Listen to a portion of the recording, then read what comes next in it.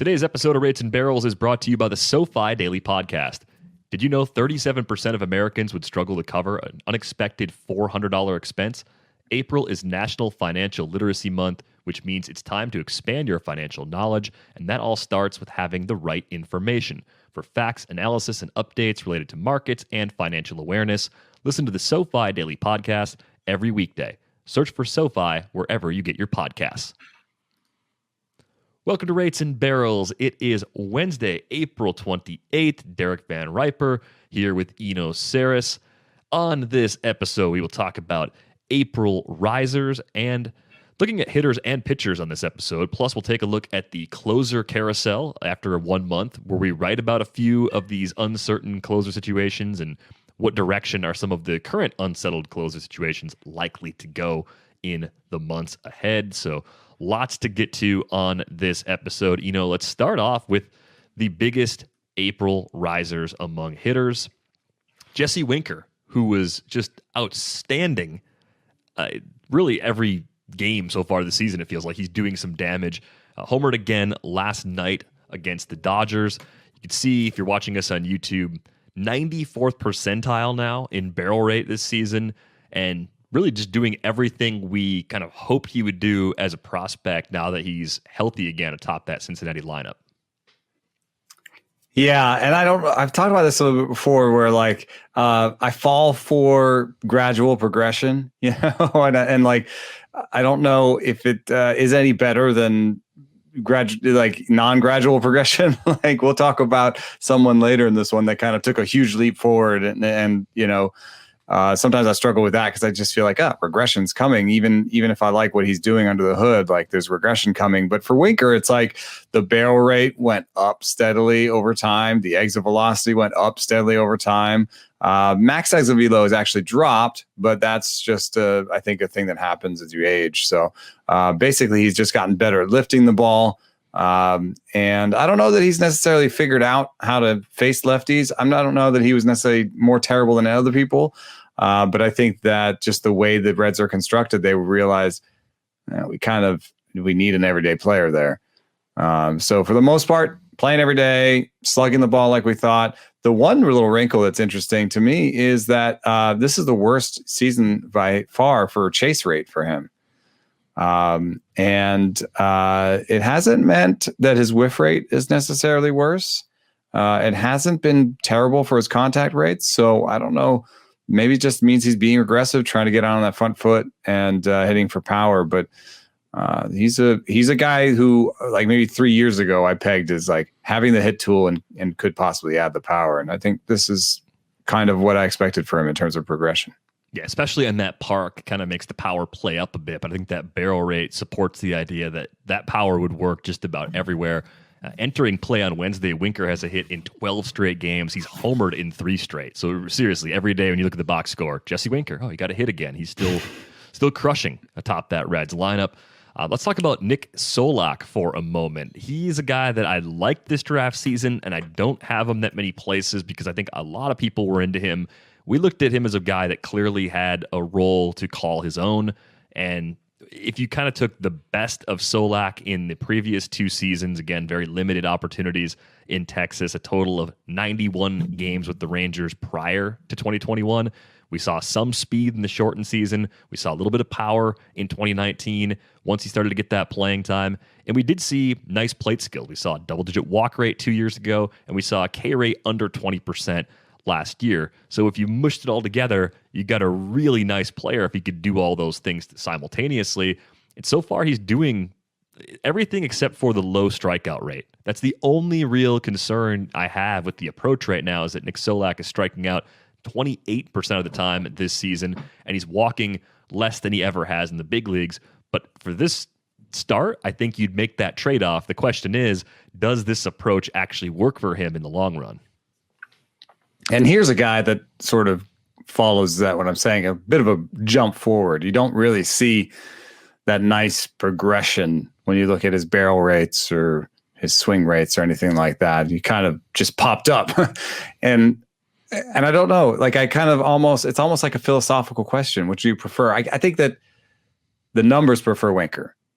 the numbers prefer that steady progression because they're going to do the regression. They're going to look back at the old stats, and that makes sense. But people also pop onto the scene, and you kind of have to throw in some of the scouting, I think, because with Solak, the idea was this guy can hit, he just doesn't have a position,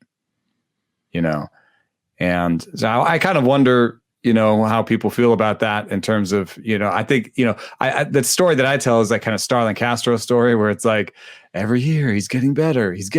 Like, look, he's just a little more isolated power, a little more this, a little more this. And this year he's going to go 30-30. And that was the year that he totally fell apart. I don't think that, just the progression alone is enough, but I do have at least one prominent. I have a fair amount of shares of Solak, but it's weird for me too because I didn't buy him for this. No, I bought him for a decent average and like 15 steals, but I thought he might hit 15 homers for the whole year. So I thought I was getting 280, 15, 15. Instead, I'm going to get maybe 280, 25, 10, which, I can handle it. I'll take it. Yeah, you'll trade a few bags for the extra power for sure. And I think because of the makeup of that Rangers lineup, he's pretty safely in a prominent spot. I think the other thing that really kind of stands out looking at this profile, he's hitting the ball in the air more often. You see a year-over-year improvement with that. He was hitting the ball on the ground 52.9% of the time when he arrived in Texas back in 2019. He brought that number down to 48.8% last year, and he's brought it down again thus far in 2021, down at 43.3%. So if he keeps hitting the ball in the air at this rate and barreling balls as often as he has, or even close to that rate, I think that 25 home run cap that you put out there, that's actually attainable. I'm also curious to see how the ballpark in Arlington plays over a full season because it looked much more pitcher friendly than expected in 2020. But to me, that wasn't enough time to say, okay, it's a pitcher friendly park, lock it in. So maybe that's part of the intrigue for me here with Solak as well. Yeah, the two places where you might see a little bit of actual just slow progression, the way you might want to see out of someone who's slowly improving, is that ground ball rate. Went from 53, 48, 43 by Savant, and then topped balls went from 43 to 37 to 30, 30, about the same, but a little bit better. So I just think, there is something here for Solak, that there is some good improvement. I worry a little bit about that chase rate. You see that on the screen right now on YouTube, 33rd percentile chase rate. It doesn't really line up though with what he was last year. I mean, this is what I'm talking about. Last year he was 66th percentile in reach rate, and 23rd in barrel. And this year he's 33rd in reach rate and 88th in barrel. Obviously, I'll take the barrel rate. Maybe it's not a big deal. Maybe he still has that in him, the ability not to reach. And maybe he'll have to kind of go to that when people start respecting him more as a power hitter. Yeah, that's definitely something to keep an eye on, though, because of all the players we're going to talk about, the 33rd percentile chase rate that Nick Solak has, that is the lowest of the bunch. And there's a few guys close, but you don't want to be the bottom in that category, especially when the K rate has followed suit to this point. Let's talk about Carson Kelly. He looks amazing on paper, and look, he's looked amazing if you've watched the Diamondbacks this season too. 340, 508, 766, only 17 games because, he's a catcher. He's not going to play every single day. But he's got 6 homers. He's already hit more home runs in 2021 than he hit in the entire shortened season when he had 5. This is a massive step forward for Carson Kelly early on. We're talking about a guy that when he had his breakout in 2019, the first time he ever got to be a starter, 18 home runs. I thought that was kind of a ceiling for him. Maybe you could get to 20 with more playing time. Hit 245 with a 348 OBP. I just felt like I thought I knew who Carson Kelly was, and a 92nd percentile reach rate and a 92nd percentile barrel rate make me think that I probably underestimated him a little bit. Yeah, 26-year-old, could just be a peak year, but when you look at the stuff under the hood when it comes to the reach rate improvement, I saw a little thing today about reach rate improvers and the best reach rate improvers. I don't think Kelly makes a lot of these lists because catchers don't qualify for the batting title for the most part. I think that this would actually qualify as one of the sort of top 5 reach rate improvers in the big leagues. Just going from, like, he went from both sides, to the other side. Like, he went from being pretty bad at it to being, sort of top 10-ish at it. What do we have on the screen right now? 92nd percentile reach rate. I love it. I love it. I had Kelly tabbed as one of those guys, along with Sean Murphy, that would just allow me to wait on catchers, at least second catchers or first catchers in 12, 15 team situations. So I don't know that I have that many shares, though, so I can't really do any sort of victory lap. And I will predict some sort of regression on the barrel side, because he was 20th percentile in barrels last year. And, you can play around and say, like, he has enough batted ball events where there's a lot of signal here. That's true. How many batted ball events is it? 38. He doesn't even have enough batted ball events. You usually want to get to 50.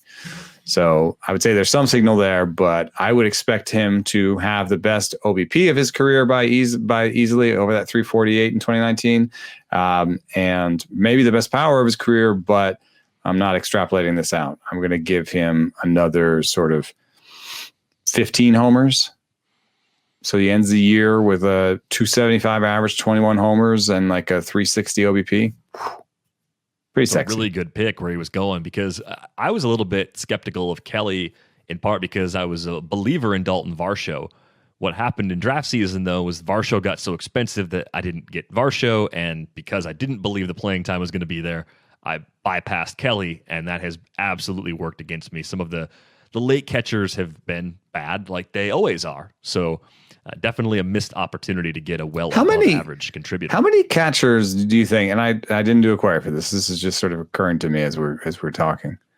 How many catchers do you think played somewhere else for a little bit and then ended up catching? Played a different position and then ended up behind the plate? You have Isaiah Kiner Falefa, but I don't think that's a really good example because he's not catching. Yeah. Austin Barnes played a decent amount of second base, and then came back and really became, and now he's a pretty good catcher. Yeah, that's a good one. What was the progression on Craig Biggio? Other way, catcher first, and then he went out. Yeah, catcher second, center, I think was his progression. Maybe there's like Josh Willingham was like a catcher and then outfielder, but I don't think he went back to catching. Definitely didn't go back. Schwarber they thought he was a catcher, wasn't. Didn't go back. You don't see a lot of guys go back behind the plate. With Varsho, though, were they moving him because they don't trust him, or were they moving him because they have faith in Kelly and they just want to find a way to play both? Yes. Good answer. I think the book's still open. We don't even know what he's doing at the alternate site, right? Like, it's just could be catching every day. Catching, push-ups, a little bit of everything. Let's talk about Nate Lowe for a moment. Another Ranger off to a good start so far. 6 homers early on. Slash line sitting at 267, 353, 500s. Everything looks pretty good there. The K rate's down too compared to where it was last year. I think Nate Lowe's probably always going to be a guy with a decent bit of swing and miss in his game. I think the reach rate being 81st percentile is actually a surprise for me. But he does walk, so maybe he's just swinging and missing at pitches in the zone, and there's some holes that big league pitchers can exploit. All that being said, I love that he's getting volume and taking advantage of it, because he's someone I've long believed in when he was more of an up and down guy with the Rays. He actually, I think, of all the players today, has shown the least improvement. I mean that as like a compliment, you know what I mean? Like, but he wasn't bad to begin with. Yeah, he wasn't bad to begin with, and So I'm trying right now to furiously to. We did preparation for this show. I promise. We have to do on-screen graphics. You have to have prep done. Yeah, but I'm also trying to do a query here because I feel like if Savant would help me, please. Savant, just there you go, Savant. Come on, you can do it. All right, here we go. So the thing on him was that he couldn't hit velocity, right? Oh my God, it's doing it by pitcher. Yes, that was part of the knock on Nate Lowe. So as I filibuster to yes, filibuster some let the more. search continue. No, okay, here we go. I just had to. Oh my God, could I be really good at this? This would be really great if I could be really good at it. Okay, here we go. Last year, Woba on pitches over 94 miles per hour, 175. That is poor. Average is like. Well, right now, what was down across the league? People were talking about it. What's the culprit? The culprit is strikeouts. That's the culprit. Strikeouts are at 25%. Anyway, I digress. His WOBA on pitches over 94 this year, 231. His ex-WOBA was the same in both years. Those aren't amazing numbers, but let's see here. What do you think the league average number is on pitches over 94? Probably like 250. All right, so he was at 175, then 231, and the league average WOBA, yeah, that's surprising. 306. It's 306 on those pitches? Yeah. Yeah, it's definitely higher than I was gonna. I was at 250. That's a pretty big lead. Guys are pretty used to this sort of thing, huh? It's a strange flaw to have in today's game because there's so many guys throwing hard. Yeah. You see the velocity. It's not like you're surprised by it anymore. 20 years ago, a guy throwing 95. Oh, we've talked about this before. Here's the guy on this team that throws 95. Or maybe they got a second one. Now it's just about everybody. Average velo right now is 93.9. So I just did a query for slightly above average velo. Well, so I guess he still has that flaw. I don't know. Is he just punishing sliders? Of the 6 home runs he's hit, 3 have been against fastballs, 3 have been against breaking balls. So that's somewhat encouraging. Yeah. I like what I see. I mean, I think he's a little bit sort of your prototypical. I mean, I know he has 2 stolen bases. He's a little bit faster. He's younger than a lot, but he's kind of your prototypical modern hitter where I think he's going to have a low batting average, okay OBP, some walks, and a lot of strikeouts. 28 to 30 homers. Projections the rest of the way. The bat has him at 253, 339, 454, 19 homers. That's in 111 games. He would probably end up playing more than that if he's healthy. They're just giving him every day run. Are you at those numbers, over those numbers, or under those numbers? A little bit over. Like I said, he's doing exactly what he did last year. I'm a little surprised the Bat X is the low man on this. And I'm going to give him like 24 more homers, so he ends the year with 30. 260 average, 30 homers for the year. Where you got him, you're really happy with that. And that plays in shallow mixed leagues too, at least in the corner infield spot, if not at first base even, because the run production should be there. Despite the fact the lineup around him is bad, his prominent place in that lineup should be good enough for those stats to be comparable to other. Virtually no change in his max EV or his barrel percentage, which are things that matter in short samples. I mean, he is who he was. It's kind of amazing. So we probably couldn't talk about early risers without talking about Jazz Chisholm, and unfortunately he landed on the IL on Wednesday morning, suffered a hamstring strain while running the bases earlier this week, so it's probably going to be at least a couple of weeks before he's back in the fold. But I'm really encouraged by what we saw, and I was trying to think about this just from through the lens of, if we were drafting again today, where would I actually draft Jazz Chisholm for the rest of the season in a 15-team mixed league? Because he was probably, at best, a fringy top 300 guy a month ago. And now I think you could probably argue him at least into the conversation as a top 150 overall guy. And I say that knowing he's been more like a top 50 guy to this point. He's been excellent so far. Yeah, and as much as I like him, that strikeout rate is pushing it. I mean, he's got a 30% strikeout rate. I had some people sort of wonder about, Hira versus Jazz, and what we'll see in year 2 out of Jazz, and will it be like Hira? I guess the question is about if it's a hole, like it's a specific hole, right? That they can, or if it's like where do his strikeouts come from? Where do his strikeouts come from? I think that matters, and I think it comes from a slightly different place than Hero, because when I look at Jazz's swing rates, I actually see a guy who doesn't swing a lot.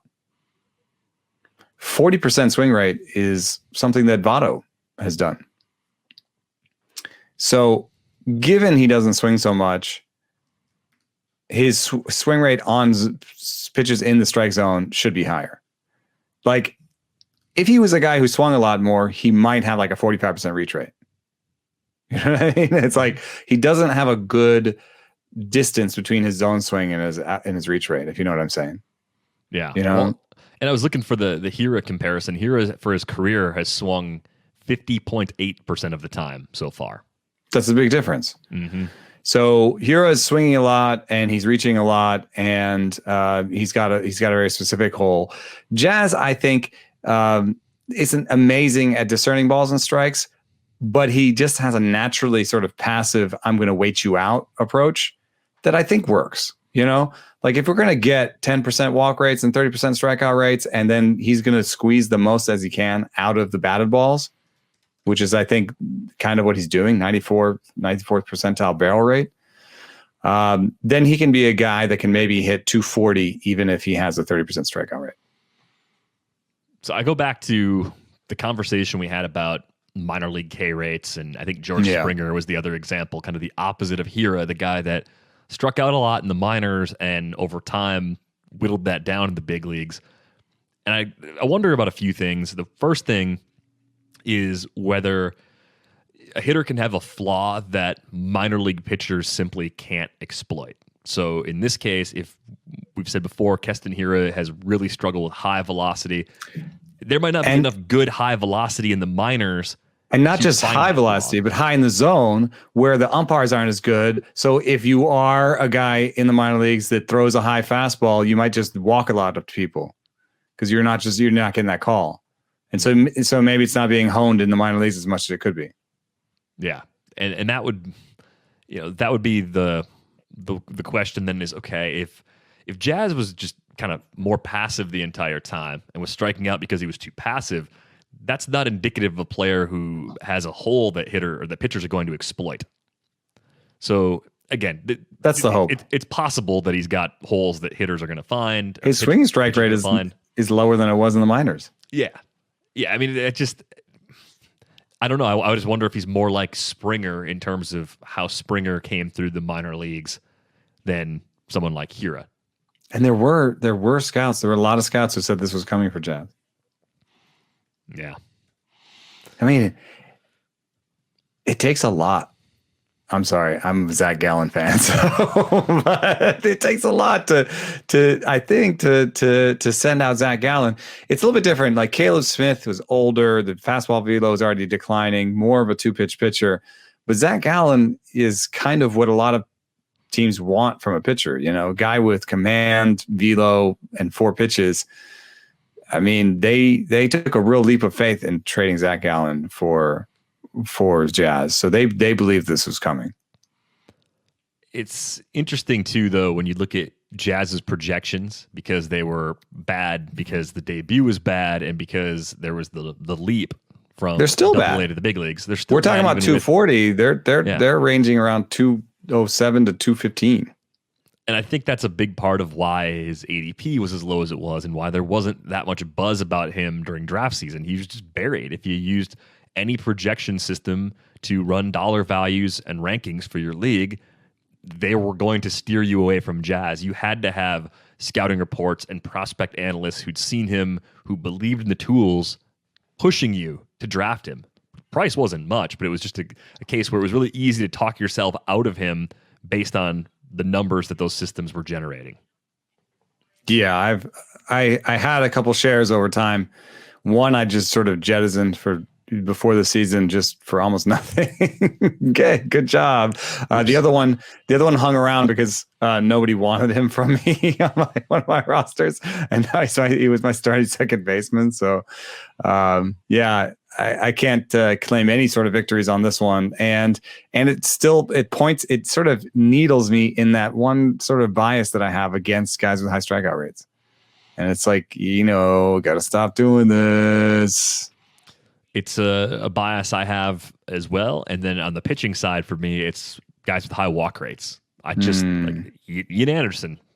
I missed on Ian Anderson. Framber Valdez, wasn't on him right away last year. Like, I'm always slow to those players in both cases. It's the one skill for each player type that I'm most concerned about, just from the broad view.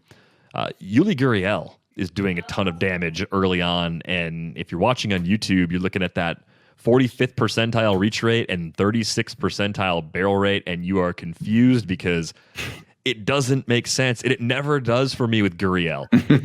when the sign stealing scandal came out, primo hit tool. Yeah, it's a great hit tool, but I just thought, well, there it is. It's the sign stealing. That's how he did it. That's how he hit 31 homers. I could never figure it out. He had help, and it's like, no, it's not just that. Like, this is, for some reason, this is a player that I continually get wrong, and it's driving me nuts. Yeah, I think hit tool is a little bit like a command too, where it'll help you reach your highest possible outcomes. So, you also have to look at Gurriel in the context of where he was last year. So his barrel rate right now is 36th percentile, but last year it was, well, I'm getting messed up because I got a Fangraphs number here, I think, but it was worse. It was, I think it was in the 20s. So he's improved that. And then he also improved his reach rate. You're seeing 45th percentile here on reach rate. And it was like 25th percentile the year before. So, I mean, these are the two things that matter in small samples. We have the demonstrated track record of great hit tool. We have had some really great power seasons from Gurriel.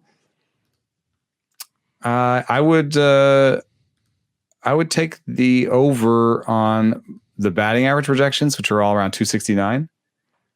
First of all, his career batting average is 289. And I think they're reaching too much into 2020 to get that 260, 270 number. And then I'm a little bit more divided on this. What do you think if I gave you an over-under of 16 more homers? Oh, I'm dumb, so I'll take the under. So if you are betting on that, you should absolutely go opposite me on this one, because I think I've been wrong on Yuli Gurriel at every possible turn so far. Yeah, I don't think I've ever really had a share. I have him on one team this year, and it was desperation, needed playing time at first base. Yeah, I didn't feel like he's 36 now, and I'm sure he's going to get better. I kind of thought it was the beginning of the end last year. And this is a Cuban legend, dude. Yeah. This is a guy who, and not just Cuban. I mean, it's pretty cool that he just stepped onto the field. He didn't have that many minor league years. And he steps onto the field with Houston in his first year and is able to sit, basically league average, and then improve on that the second year. So I think it's a lot of hit tool. That's basically his only tool. It's working for him. And in that park, I think you can get away with some things. We've seen that in Alex Bregman's numbers to some degree too. Not as extreme, of course. Overperforms his barrel rates. Right. Yeah. A guy that overshoots it because he fits the park or adjusts to the park so well that he gets the most out of those tools. Right-handers that can deposit homers into the Crawford boxes. I always want to call it crawfish. Yeah, I do too.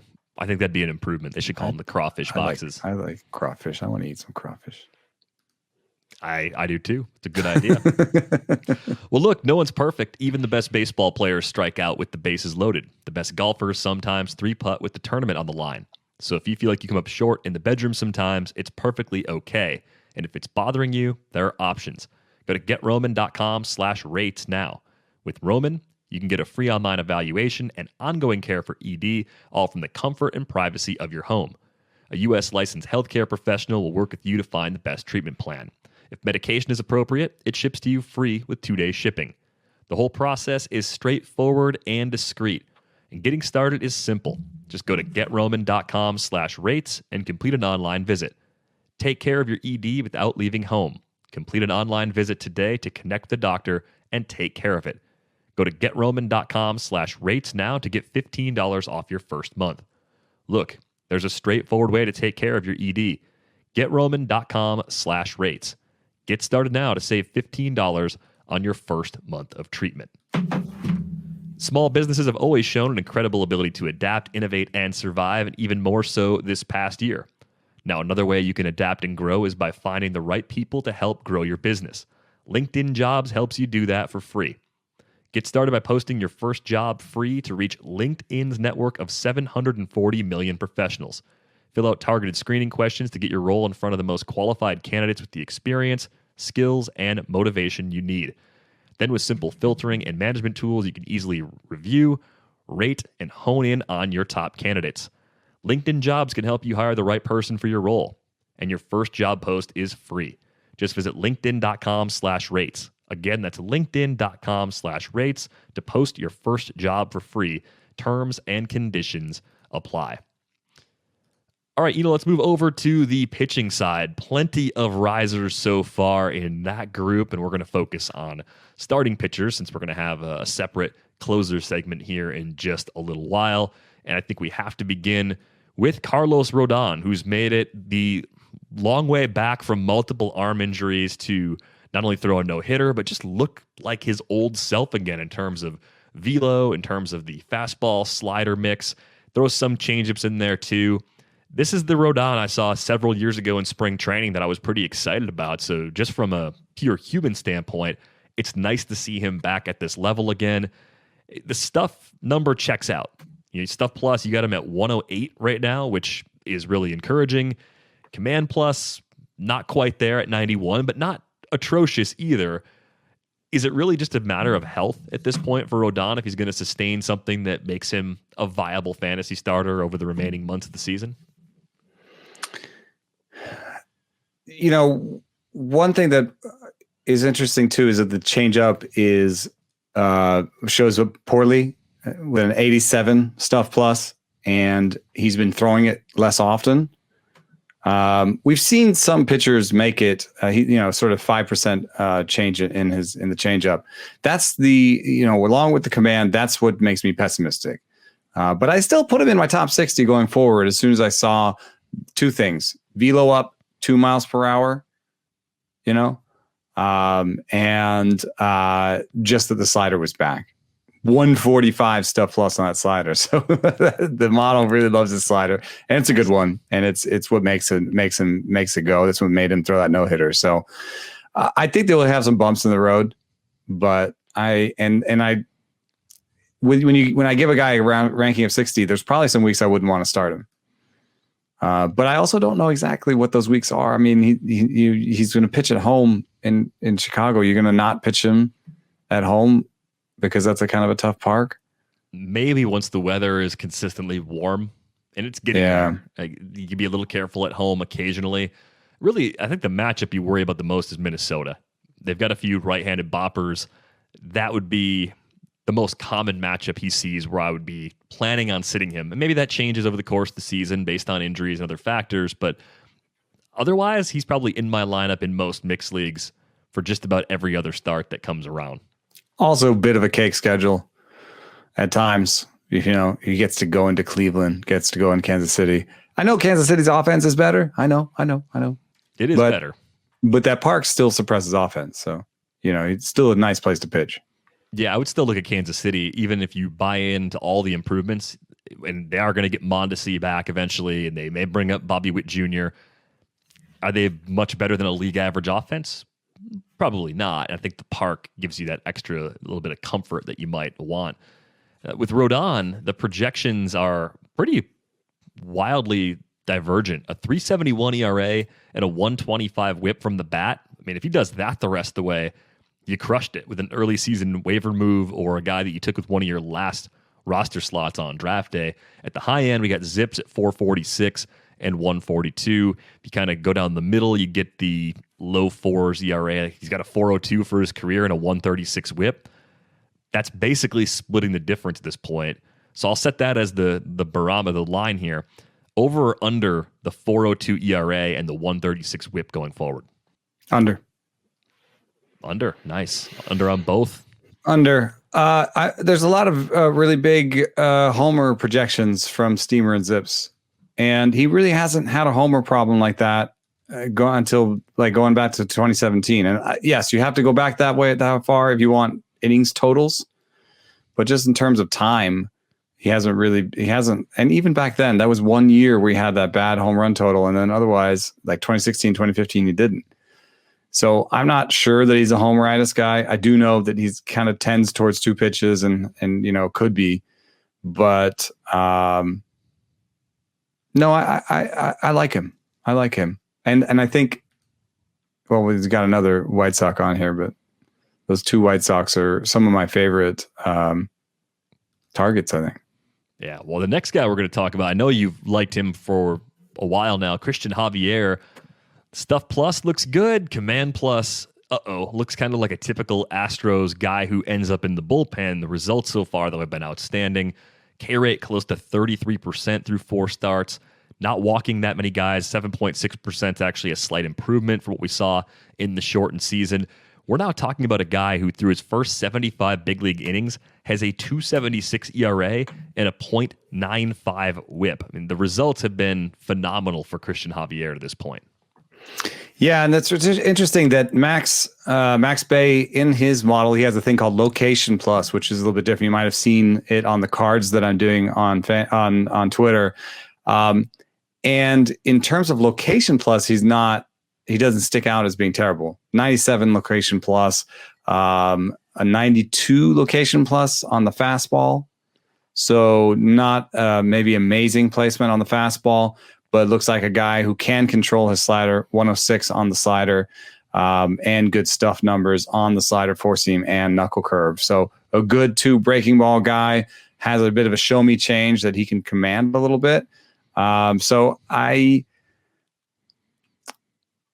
Location Plus, just real quickly, the difference between the two is Location Plus is a little bit more of the model where you just look at where the balls end up and if those are good places to end up. And so Command Plus a little bit more, can he do exactly what he wants with the ball? And the difference is that some people could throw pitches that end up in the right places, but not always do it right, or kind of I would say that you could get luckier on Location Plus than you can get with Command Plus. Yeah, that makes sense. And I think maybe another example of that would be Tyler Glasnow in the past, the guy that doesn't necessarily do well in the Command Plus metric, but also gets away with his mistakes because the stuff is filthy and tends to miss in places where you can get away with it. Yeah, but Javier versus Urquidy, and Urquidy's numbers are a little bit off because he was in Coors. But Javier versus Urquidy is very interesting because Urquidy was like a guy with above average stuff and above average command. Javier is a little bit more like outstanding stuff, below average command, and it's working out a little bit better for Javier. So, but I still like both a lot. I think the temptation for me with Cristian Javier is to try and buy high and keep her in dynasty leagues, because a lot of the previous expectations for him were more of a swingman or multi-inning reliever, and it looks to me like he can legitimately stick long-term as a starter. I don't think you can come up and have results as good as what he has done so far and then fall on your face so badly that you're quickly pushed into the bullpen. I mean, he's right there at that shelf, though. 88 Command Plus is just the reliever shelf is 90.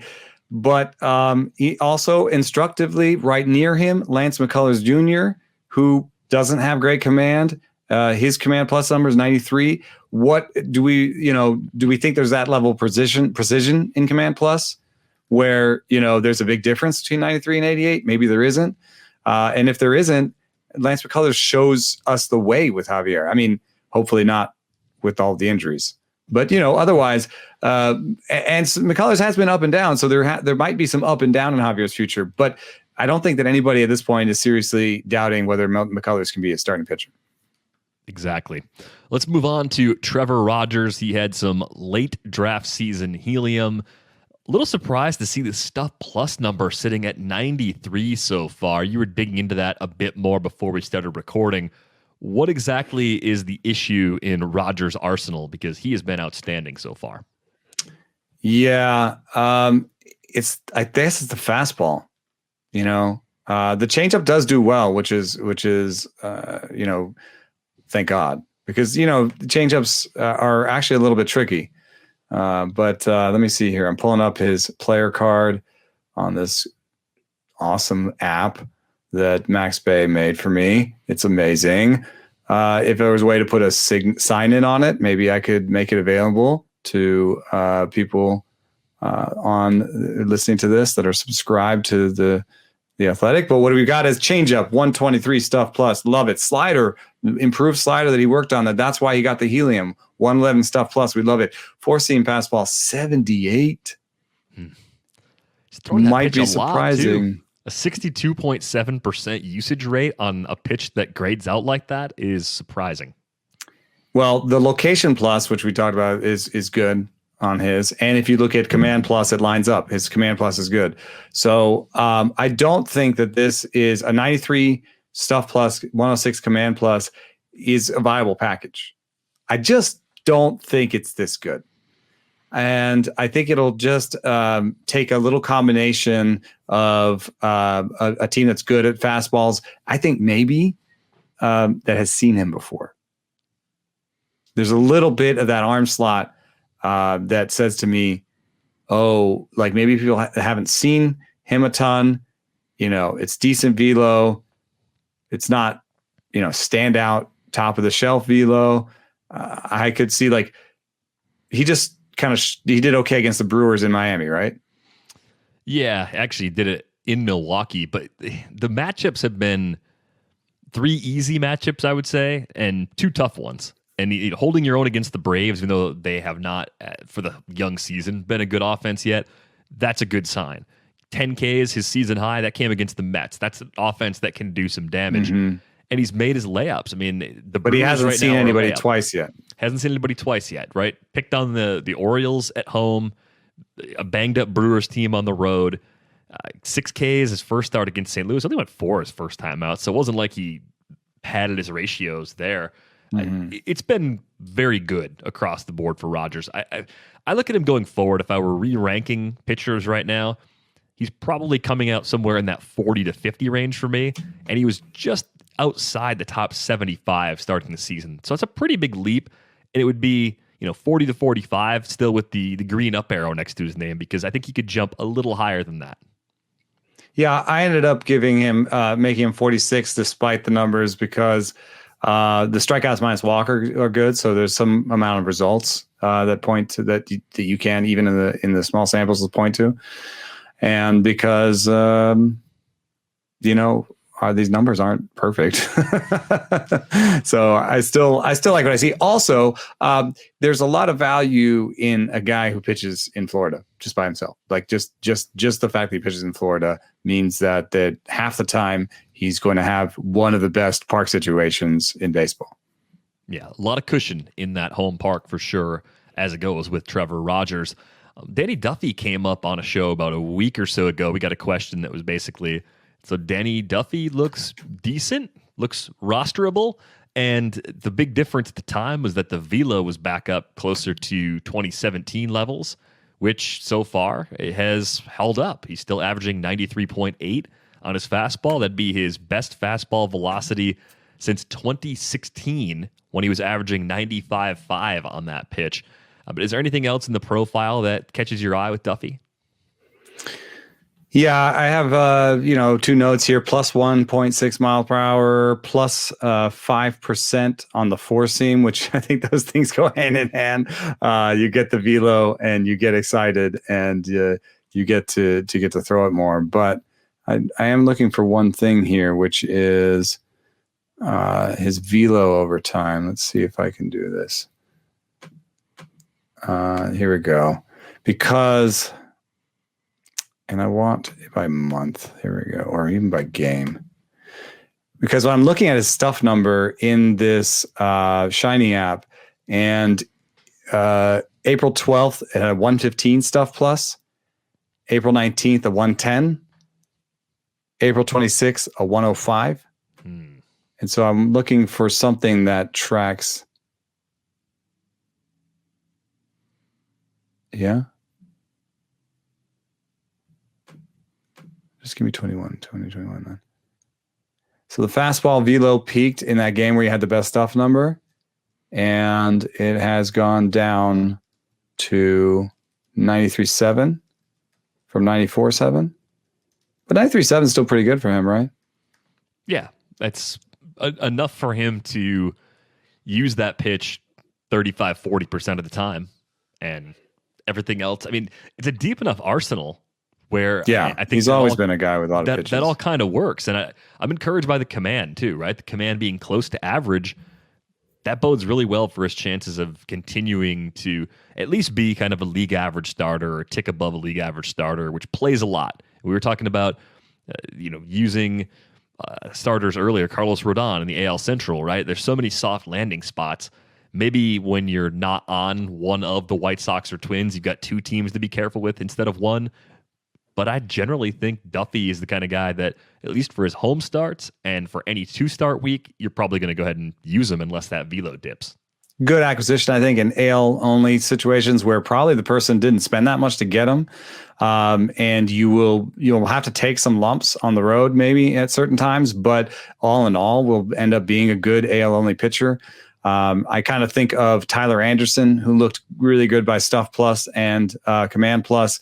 And I just acquired him in Devil's Rejects for Corbin Martin and Chris Rodriguez, which some people might say is an overpay because they love Corbin Martin. But at this point in the season, it's really hard to buy with prospects. And I think at this point in the season, it's actually still hard to make trades in a lot of places because people are trying to feel out what they're doing. And they might think, oh, Danny Duffy is going to be part of a great staff for me. But Danny Duffy and Tyler Anderson are both those kind of like, this guy's been around. He doesn't really have any upside. He's just going to play to the numbers on the back of his card. And that might not necessarily be true. I mean, that's why we use these stuff in command numbers to kind of get out in front of small changes in their repertoire. So I think he's a buy. Yeah, Duffy probably feels a lot like found money to the teams that were in deep enough leagues to have him on draft day, and even for teams that picked him up as a week 1 or week 2 addition from the waiver wire. Let's talk about Michael Kopech. He looks amazing.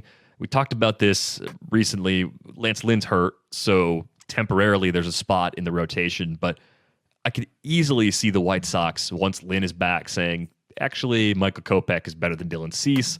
So Dylan Cease is going to be our multi-inning reliever that we use to keep stretched out and have him ready if someone else gets hurt. And Kopech's going to be our guy who's taking the ball every 5th day. That move would be totally justified if they wanted to make that move. Yeah, and it's going to be tricky getting that right, I think. Because there's still some development that could happen with Cease. But you look at strikeouts minus walks, Dylan Cease is at 10%. You look at the command, it's reliever level command. And if you want to win games, there actually is a need. That bullpen is good, but that bullpen could be better if Dylan Cease was there in the 6th. Just look at, oh my God. Did you watch that White Sox game that Giolito lost? Was it last night? I did not. They left him in too long, but I didn't see it. Oh no, there was like Tony La Russa, man. Oh man. He lost. I'm going to say something here. He lost that game. Tony La Russa lost that game. He made 3 really terrible decisions, just awful decisions. He had a choice of Vaughn. I forget who's on the bench. He had 3 good batters, and he let Lurie Garcia with the tying run on base. He let Lurie Garcia and was it Jake Lamb or somebody just whiff 2 straight whiffs with the tying run on base. And he had people on the bench. He had Giolito out there doing body language, being like, I'm done. Like you can see it. And then Gio even says after the game that I was gassed. And Tony Russa had made this look like, oh, he shouldn't have said that. Oh, it was on me to know that. But the first look that Tony La Russa gave in the press conference afterwards was like, Oh, he said what? He said what? And then Adam Eaton falls down trying to field a fieldable home run. He could have caught it. He falls down, and Gio is just staring bullets out to right field. I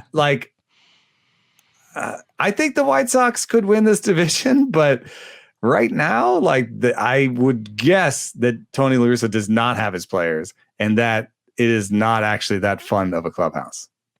I would speculate, as someone who spent 0 seconds exactly in the White Sox, I have not been in the clubhouse.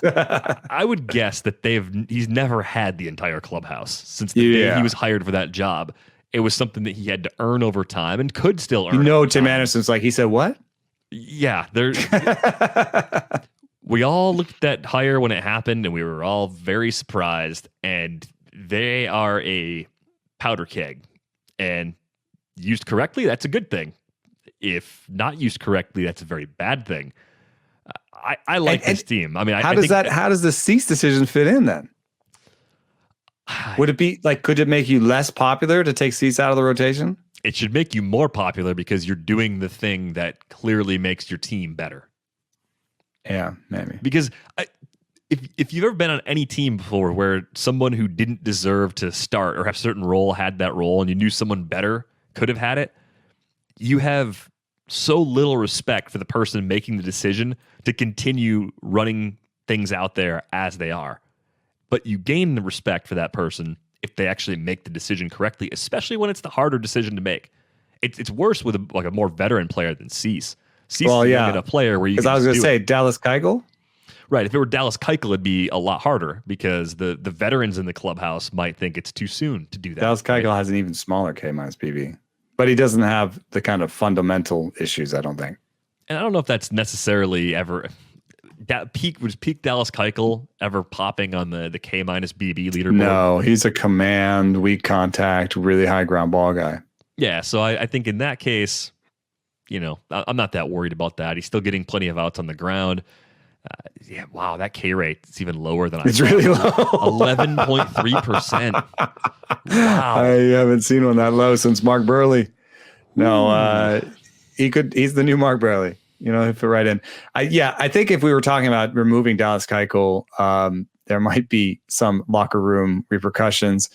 But I also think, Cease has a 4.15 ERA.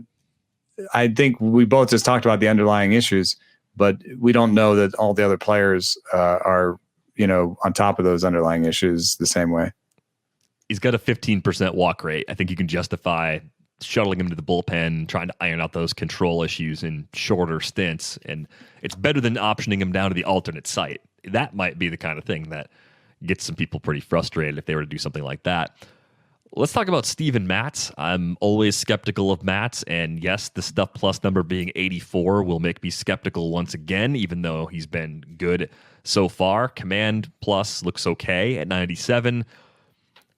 I think part of the problem for me too, is Steven Matz has a pretty unfortunate track record of injuries, so that also makes me very skeptical that even if he's pitching well, and let's say in this case we're talking low 4s ERA, league average whip, that even that might not come over an additional 28 starts this season. It might be littered with some IL stints or some extremes that are as bad as the start of his season has been good. Yeah. I brought up the fact that maybe Toronto has a slightly different stuff number. I know that's a thing. There's an interesting thing here with the location on Steven Matz, that his location plus number is better than his command plus. And I think this is a little bit of a theory that I have, is that could be coaching. So if you are consistent, if you don't have great command, but they're telling you to throw it in the right places, you could have a decent, good location plus. They have a good knowledge of where you miss. So they're like, these are the places you can aim and you'll miss in these ways and they'll be good. And so his location plus on the curveball and change are good. He's increased the usage of his slider, which is better than his sinker. So anyway, he's a 74 stuff plus on the fastball. I think that's what it comes down to in the end. It's just not a good fastball. It doesn't have good movement. It doesn't have good shape, and it does have okay velocity. But I think when you're talking about okay velocity at 93, 94, like we're just talking about, we just saw the WOBA on 94 mile an hour pitches, right? I don't think 94 moves the needle for a major league hitter anymore. No, it's so much sinker changeup right now. I don't like the way he's getting these results, even though you're certainly happy if you've been banking these results thus far. I would not expect anything close to this level to be sustained. Let's get to one of your favorites, John Means. What do you see from John Means here through his first few starts of 2021? You know, there's this awkward phase when one of your babies grows up, and then you have to throw the sell high moniker on them. It's just a sad moment because the reality is that every player has a true talent and a true value, and I think that he's over his skis a little bit. If you look at his stuff plus numbers, none of his stuff plus numbers are over 100. And even if you want to say, okay, it's a straight changeup sometimes are hard to quantify. His stuff number on that is a 54. Maybe that's wrong. Maybe we just haven't figured out the right way that a straight changeup interacts. Maybe we're not weighting things in the right way. Fine. Give him an average changeup. That means he would have an average changeup, an average four seam, and an above average curveball, with average command, right? Yeah. Above average command. And the worst park situation in baseball, that's only going to get worse. The worst. I think in some ways it's worse than Coors, but okay, second worst. We'll give him second worst because as it heats up, temperature is a big deal, and Baltimore gets hot, and those balls start flying. So I think what did I put Means? I put Means 47. I'm just not going to move him off of there, and I feel like you can maybe sell him as higher than the 47th best pitcher. You really have to hope the person who's interested is looking at the career numbers. 232 innings now with the Orioles for John Means, 3.65 ERA, 109 WHIP. I think if you're in that front office, he's a controllable starting pitcher that you're trying to shop now, because you probably look at what happened in Detroit with Matthew Boyd, and you say, hey, if this goes off the rails for a little while, he'll have no value. He's going to be a really tough guy to trade, but if we trade him with a few years of control left, we might be able to get some pretty intriguing prospects back from someone. 3 years of control left, and yeah, but don't the Baltimore Orioles want to be good in 3 years? Maybe not. How good is John Means going to be in 3 years, though? I mean, I think that's the question. So let's put him on our list of starters that could or should be traded at some point later on this season. It would certainly make sense from the. But that would increase his fantasy value. Oh, it'd be great. I'd be thrilled to see that. Okay, over under he gets traded. I'm putting it at 15%. Oh, I think it's over. It's more likely than that. Yeah. Mm-hmm. I think it's not quite 50-50. I'll say 40%. You're right. Okay. So like how many good starting pitchers on teams like this that could be acquirable are there? Maybe the supply is not very high. Like on like a definite seller, who's a definite seller? We've tried to trade Pirates, Scherzer on this show. Tyler Anderson. Yeah. Tyler Anderson's trade or trade not. Well, my trade over under on Tyler Anderson is like 65%. Yeah, definitely higher than Means. But he also has, I don't know if he has any years of control left. Maybe go to the Rockies and try to get German Marquez or Antonio Senzatella. I think if you are looking for pitching, that's the team you should be calling. I think if you were the person who owned that team, you might tell your GM, your interim GM, hey, how about we let the next guy make the trades other than Trevor Story? You kind of have to do something with Story. But the pitching with control left, maybe you wait that out a little longer. Yeah. You know what? Because right now their COO is in charge. Good job, Rob. The business guy, yeah. So let's have the COO trade away all our guys. I'm sure he'll get the best back. Yeah, without an R&D department too. Prior to working for the Rockies, he's worked for the Rockies for 26 years, I think the article said. His last job was at Coca-Cola. So, zero baseball ops experience, probably shouldn't be making trades. So, just a thought, don't trade away your pitching right now if you are you have some other sellers like the Tigers maybe, but the Tigers don't want to Boyd, but they don't want to sell their young guys. Yeah. Who would you actually rather trade for right now, Means or Boyd? Tyler Anderson. Nice cop out. Means. Yeah, younger, probably a little more room for growth, more consistency too. Yeah. I would like John Means a lot outside of Baltimore. Part of the reason I've been so hesitant to believe this entire time is the park and not feeling like I want to use him for more than half of his starts. Yeah, just look at his career home run per nine, 1.5. And then look at how, I love Dylan Bundy now. Sure, who doesn't? Yeah. So, the bat projection, though, 4.4 ERA, 1.2 whip. If that's usable in your league, I think he can do that. Yeah, I would agree with that. But definitely on my list of guys that I think we'll see on the move at some point this season, even though I'm only at 40% right now. That's 40% and rising. Stressed out and can't relax? Take an Eagle Moon Hemp CBD gummy to unwind. Use code ATHLETIC for 30% off CBD site-wide at eaglemoonhemp.com/shop. They already have the best prices online and in stores. And trust me, you don't want to miss out on these discounts. That's 30% off site-wide at eaglemoonhemp.com/shop. All Eagle Moon Hemp products are vegan, low sugar, use organic practices, and are made from award-winning crop. And just in case you didn't know, CBD is not marijuana. It does not get you high. CBD may help to relieve pain and nausea and may help to reduce seizures, anxiety, and depression. Get 30% off all CBD products site-wide at eaglemoonhemp.com with the promo code ATHLETIC. Their products are pure, proven, lab-tested, and superior to other CBD on the market. And the best part is, they're way less in price. Throw in the discount code, and you're practically getting a product for free. That's eaglemoonhemp.com with the promo code ATHLETIC. Try them out while winning free products. Just go to their Facebook page and leave a review or follow them on Instagram. A winner is chosen each week and sent a free product. Check them out and let us know how you like them. That's eaglemoonhemp.com with the promo code ATHLETIC.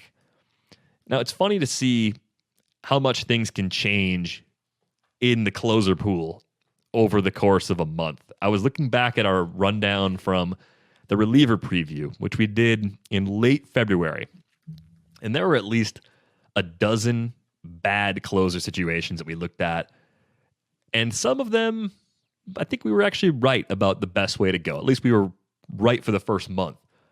Others, it seems like it's so easy to figure it out now that we've seen how it played out for a month, but we were way off. And I wanted to run through and just kind of talk about some of these situations again, how confident we are in what has happened so far. One of the situations that was a little bumpy at that time was Minnesota. It came up as a question from one of our listeners, and now it's really Taylor Rogers versus the field because Alex Colomé has been moved into a low leverage role after a brutal stretch through the first month of the season. So if you were choosing today, if you were picking the side, who gets more saves, Taylor Rogers or the rest of the Twins relievers combined, who would you choose today? Taylor Rogers. It's got to be the guy, right? He's good. What did we say before? I think at that time I said Rogers being discounted because of Colomé as a partial closer made sense because the skills were good. I'm 99% sure that was my take back in late February on this. And I have Rogers a few places. I still think it could be a share. It could be 75. I think I remember 25. What I said. I said, Colomé's got the cutter, and cutter is by I've been wrong about guys in the past, but I'm still going to bet against Colomé again. Woo! Victory lap. No, Rogers is good. Yeah. Not amazing velo, actually. 95 for closer is around average. But in terms of strikeout rate, strikeouts minus walks, home runs, I think he'll keep the job all year.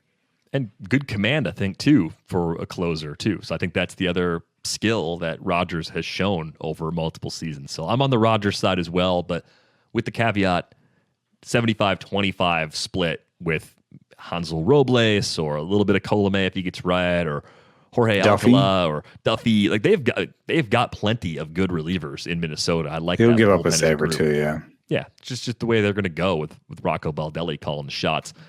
This one seems easy now because of the way San Diego has handled it, but we didn't know that Mark Melancon was the closer 2 months ago. We thought it was Pomeranz. Some people thought it was Emilio Pagan. I got both Pomeranz and Pagan NL labor, and they're fine for NL only leagues, but they're not getting saves. It's been Melancon, so does it continue? I ended up piecing out on the whole thing.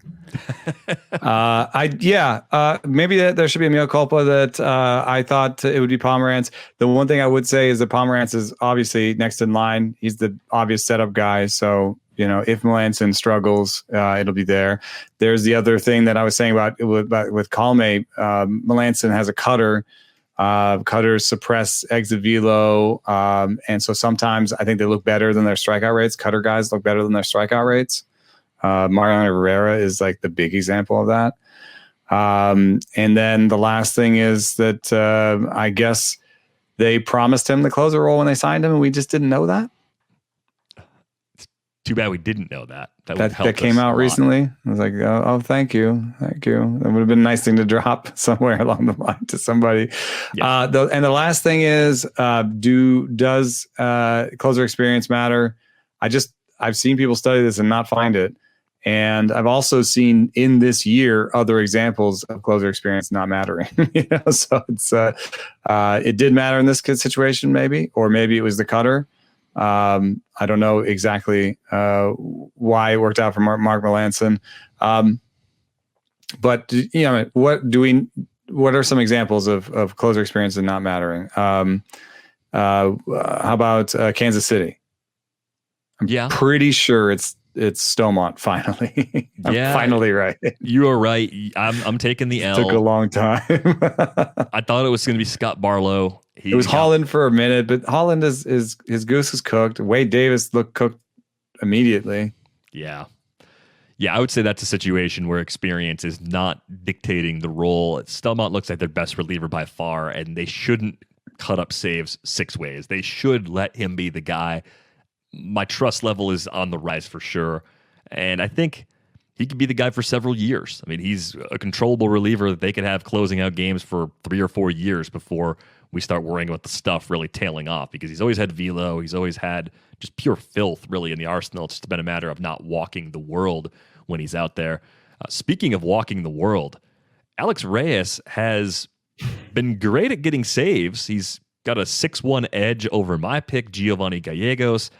We knew Jordan Hicks would be a factor at some point based on the way they were describing him, at least in his recovery, but that hasn't quite materialized yet. Gallegos has the best skills of the bunch, so this is one where I could see what we've had happen in April not necessarily being a roadmap to what's going to happen in May and beyond. Yeah, it's tough because Hicks is kind of trying to get his feet under him. I thought he would be my pick there, and there's a guy with experience that is not running and not taking over the role.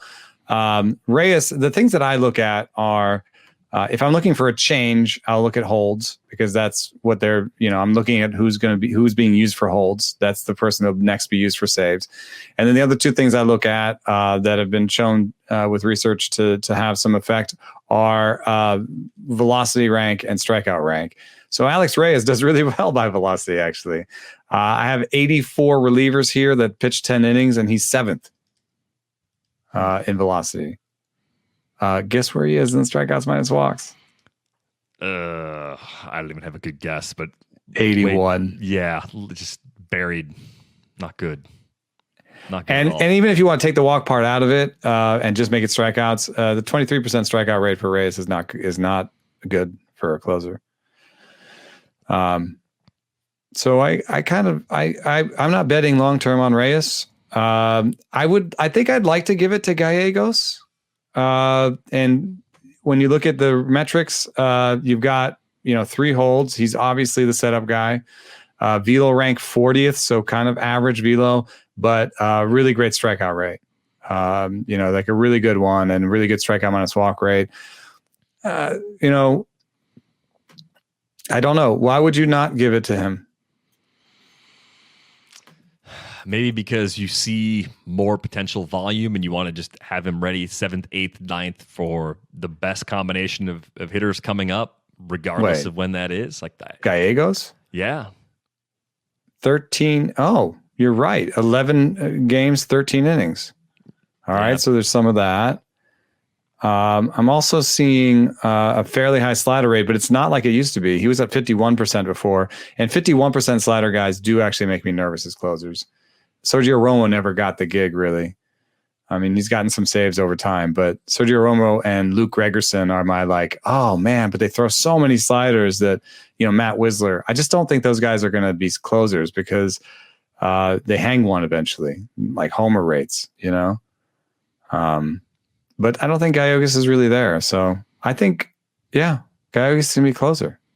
Yeah, he's on the short list of current non-closer relievers that I think you can roster with the hope of getting saves, but he's also good enough where you could plug him in, get some Ks and ratios, vulture the occasional win as well. You don't want to have too many guys like that, but I think he's good enough and close enough to taking over the role where it's worth putting him on that list. Let's talk about the closer carousel in Cincinnati. Amir Garrett was the guy coming into the season for me. He said issues with walks, just hasn't been as effective as we'd hoped.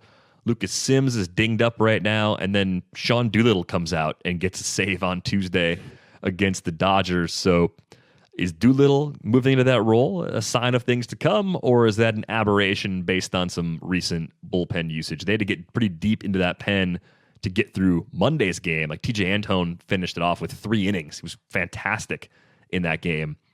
I don't really know what to make of this situation because I thought Sims was on the brink of taking over before the injury.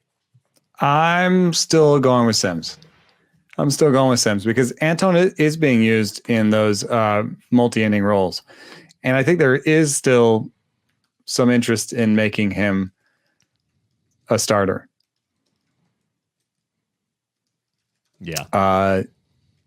Doolittle, Sims pitched 32 pitches the night before and had 3 in a row at some point. So I think that it's Sims' job fairly soon.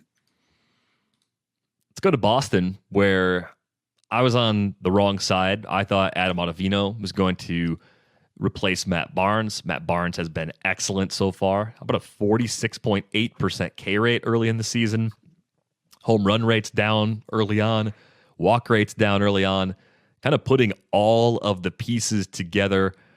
If this holds up, he's going to be one of the better late relievers, non-top 15, non-top 20 relievers this season. What do you think his chances are of holding some of these massive skills gains?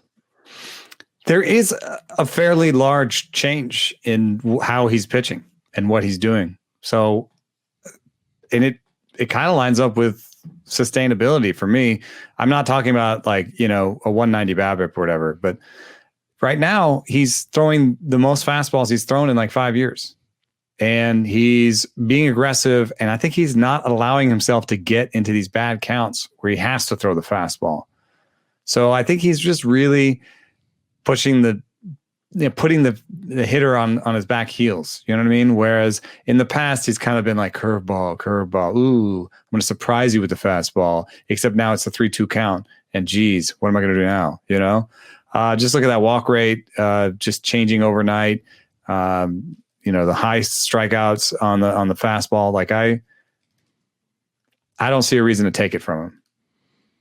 No, I don't either. The door is the door is shut right now as far as Matt Barnes goes. He looks excellent. Look at that K percentage, 47%. Dude, him. DeGrom is striking out 50% of the batters he's seen. I don't recall seeing that from a starter in late April. Maybe I've just missed it in the past, but that is amazing. God. I kind of want him to keep it up all year because it just would be so ridiculous. He struck out half of the people he saw. Anyway, Barnes is 200 innings. Barnes at 47% with a nice 6% walk rate. Just beautiful. Everything looks beautiful. The velo is there. The aggression is there. I think, and it's his walk year, right? Yeah. Yep. Might be getting a nice I don't know that somewhere. I don't know that I'm like rushing to give him gobs of money at the end of this, but I love him this year. I mean, Trevor Rosenthal got a decent 1-year deal. Obviously got hurt. No, Barnes is going to ask for multiple years. Yeah, he's been healthy. 3 for 30 or something like that. I mean, it's possible. He's going to try for the Hendricks deal. He's going to try for the Hendricks deal. I don't think he'll get it with the shorter track record, but he's not going to be as far off Hendricks as we would have thought even a month ago if anything close to this continues. One more for the road. Stephen Crichton's the guy right now in Arizona. He will not stay the guy. Kevin Ginkel. No, it's not Kevin. It's definitely not Kevin Ginkel. Just get out of here with Kevin Ginkel. I'm looking at a bullpen report now where he's second in there, right there. Spin again. Pick another name. I think this might be the dreaded. I think we put this on it earlier too, right? Just the avoid. It was an avoid, I think, going into the season. It is no longer an avoid for me. It is a stash situation. Who? Kevin Ginkel. J.B. Bikoskis. J.B. Bikoskis. Not all Ginkel. Right, no right. Ginkel. This no is a Ginkel. Ginkel-free podcast. Never Ginkel. Because you don't think that that Crichton is good. I really don't. I You've said that. I don't mean to be mean. I don't see anything in the profile that I like. Ginkel, if I had to pick one of Crichton and Ginkel, I like Ginkel better. Yay! But the answer there is yay, that's a drop. Bikoskis. The answer is Bikoskis. Oh, wait. Am I looking at Stephen Crichton's numbers? Wow. Those are shockingly mediocre. Mm-hmm. What? Wait. I'm missing something. Are you? What? He throws 91 and he strikes out less than 8 per 9, fewer than 8 per 9. And he walks guys too. Walks guy? What? He's walked about 9% of the batters he's faced the last. Okay, here's the reason they won't give it to him. Because they have no reason to make Bukowski's expensive. But I guess they're above 500. They could dream on being a wild card team. Yeah. Dude, you're right. It's got to be Bikoskis. So he's on 94 the stash list for me. Throws 3 pitches. Mm-hmm. Doesn't have bad command. 94. Huge whiff rate in the minors and here. You know, also it's interesting. I remember one of we've been spending so much time apart. You kind of try to remember back to moments we spent together. And I remember sitting with James Anderson and Bogman and Welsh behind home plate watching JB Bukowskis. I think 2 Arizona Fall Leagues, like the last one, 19. Was it the last one? Yeah, it was it had to have been 19, I would think. Because he wouldn't have been in 2018? He would have been a D-back in 2019 because that was the year that they. No, see, I think we saw him in 2018. I think it was the year before. He was still an Astro. And yeah, he was still an Astro and was watching him. And I was like, he cut the baby fat, man. Like, I remember him as being kind of short and just like bigger. Now he looks like kind of nasty. He looks like he's been lifting.